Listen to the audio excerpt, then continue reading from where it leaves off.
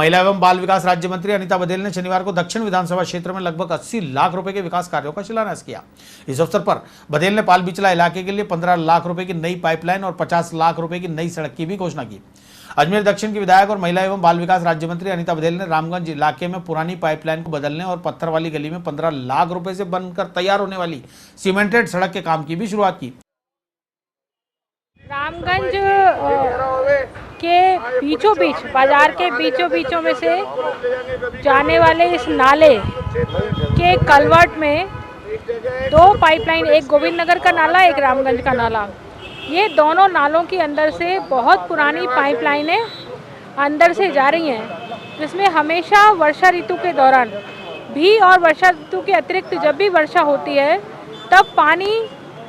का मार्ग उस कचरे के कारण से, पाइपलाइन के कारण से कचरा अटकता था और कचरा अटकने से पूरा पाइप मार्ग अवरुद्ध हो जाता था पानी का और पूरे बाजार से गंदा पानी निकलता था। पूरे बाजार से गंदा पानी निकलने के साथ में वो कचरा भी लेकर के जाता था, तो बारिश के दूसरे दिन पूरे बाजार में कचरा ही कचरा हुआ करता था। इसकी समस्या के समाधान के लिए कि नाला अपनी दिशा में बिना अवरोधों के बहता रहे, इसलिए पाइपलाइन को ऊंचा करने का काम, पाइपलाइन को नाले से निकाल करके ऊपर ले जाने का काम हमने किया है, जिसमें हमारे कोष से 4 लाख रुपए की राशि व्यय की जा रही है। इसी तरह बघेल ने वार्ड नंबर 44 में 2 पुलिया का उद्घाटन और 1 हैंडपंप का उद्घाटन भी किया। बघेल द्वारा पालबिचला इलाके में 2 पुलियाओं के नवनिर्माण के काम की शुरुआत करने के साथ ही घोषणा की गई कि भरोसा फैक्ट्री से फ्रेजर रोड तक की सड़क को 50 लाख रुपए की लागत से तैयार किया जाएगा। साथ ही पाइपलाइन के लिए 15 लाख रुपए की स्वीकृति दी गई। रामगंज बाजार में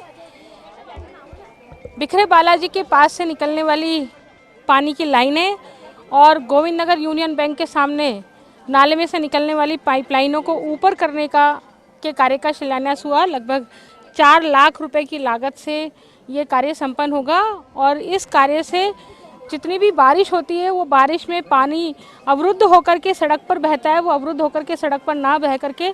नाले के थ्रू ही जाएगा और कचरा भी नाले के थ्रू बह जाएगा, तो पूरे बाजार को इससे सुविधा मिलेगी। केकड़ी के जयपुर रोड स्थित मित्तल ऑयल मिल में शनिवार को भाजपा जिला देहात कार्य समिति की बैठक संपन्न हुई। सांसद सांवरलाल जाट के मुख्य आतिथ्य में संपन्न हुई इस बैठक में भाजपा प्रदेश कोषाध्यक्ष रामकुमार भूतड़ा, खादी ग्रामोद्योग बोर्ड अध्यक्ष शंभुदयाल बड़गुजर, संसदीय सचिव शत्रुघ्न गौतम, सुरेश रावत, किशनगढ़ विधायक भागीरथ चौधरी, ब्यावर विधायक शंकर सिंह रावत, जिला प्रमुख वंदना नोगिया, ओबीसी प्रकोष्ठ के प्रदेशाध्यक्ष ओम प्रकाश बरनाना, केकड़ी पालिका अध्यक्ष अनिल मित्तल सहित कई पार्टी पदाधिकारी मौजूद रहे। बैठक के दौरान पार्टी के समर्पित व निष्ठावान कार्यकर्ताओं को विस्तारक के रूप में प्रत्येक बूथ पर भेजने का निर्णय लिया गया। साथ ही भाजपा की प्रदेश स्तर पर जारी योजनाओं को गांव ढाणी तक पहुंचाने के लिए कार्यकर्ताओं को दायित्व सौंपने का भी निर्णय लिया। देहात अध्यक्ष प्रोफेसर बीपी सारस्वत ने बैठक की जानकारी देते हुए बताया, ये जिला कार्य समिति की बैठक हो रही है। इस बैठक में हमारे सारे विधायक, हमारे सांसद महोदय, हमारे जिले के पदाधिकारी, कार्य समिति के सदस्य, मंडल अध्यक्ष, प्रधान, सभापति, ये सब लोग शामिल होंगे। लगभग 150 की ये जो हमारी सूची है उसमें से अधिकांश लोग पहुंच गए हैं। इस बैठक का उद्देश्य ये है कि ये जो हमारा वर्ष है ये पंडित दीनदयाल उपाध्याय जन्म शताब्दी वर्ष है